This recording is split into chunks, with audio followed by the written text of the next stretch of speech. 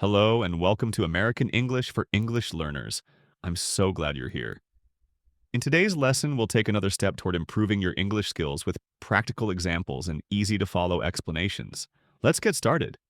Let's tackle one of the most common points of confusion in English. When do you say I do versus I am doing? You know, it seems pretty simple, but getting this right is absolutely key to sounding natural. So stick with me, and I promise this will all make perfect sense. Okay, let's start with the classic English headache that probably looks really familiar. It's one of those moments where you have two options, and both seem correct, but only one truly fits what you're trying to say.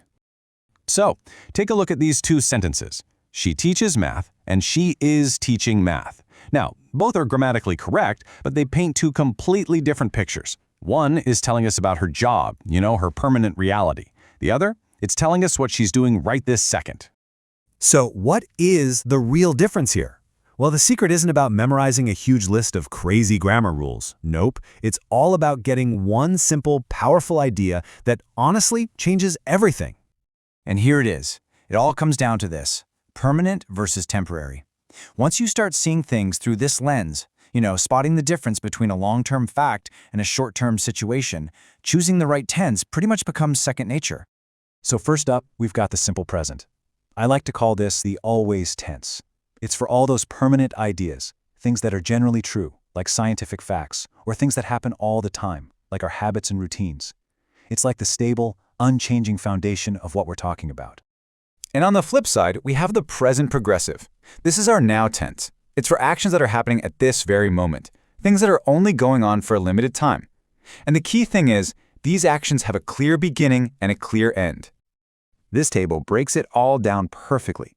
You can see that core meaning, permanent versus temporary, but the real gold here is in the signal words. Phrases like every day are a huge clue that you need the simple present. And right now, that's a massive sign pointing to the progressive.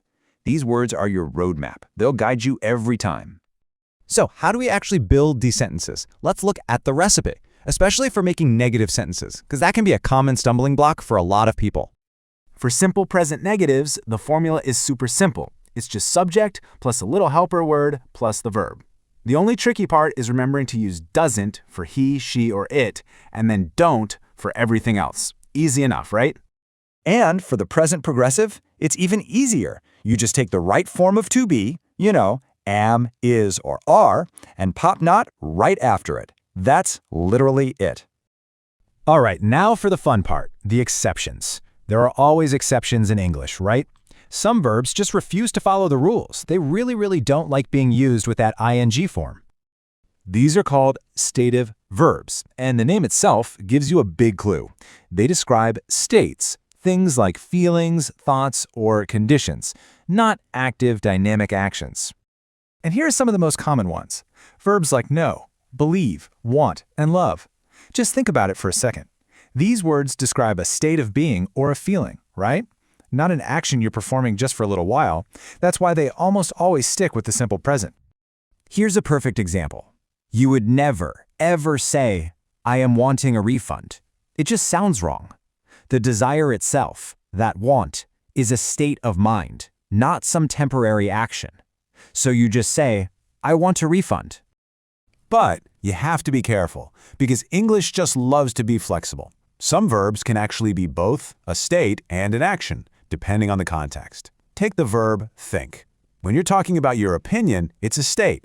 I think grammar is easy. But when you mean the actual process happening in your head, well, that becomes an action. Hold on, I am thinking about the problem. See the difference? Okay, enough with the theory. The absolute best way to make this stuff stick is to put it into practice. So let's do a quick quiz and see what you've learned. Be quiet. The baby, so ask yourself, is this happening right this very second, or is it just a general fact about the baby? You got it. The answer is sleeping. That little phrase at the beginning, be quiet, is your big clue that this is temporary and it's happening right now. Okay, next one. Really focus on that signal word. Does every day sound like a temporary action, or does it sound like a fixed, permanent schedule? Yes, this is a perfect example of the rule for routines. The answer is starts. That phrase every day just locks it in as a fixed schedule, and for that, we always use the simple present. Last one for the quiz. Is renovating the kitchen a permanent, everyday thing you do, or is it more of a temporary project that has a clear end date? Exactly. The answer is our renovating. The key phrase this month totally defines this as a temporary action that's happening around now. See, it's all starting to click, isn't it? Now, to really make this stick, try to apply it to your own life. Answering this one question is the best way to really feel the difference. So, what's one permanent routine you do every day? And what's one temporary action you are doing this week? Thanks for watching. If you found this video helpful, subscribe, share, and turn on the bell notification so you never miss a lesson. To take your English further, check out the recommended book links in the channel description. Thank you for your continued support.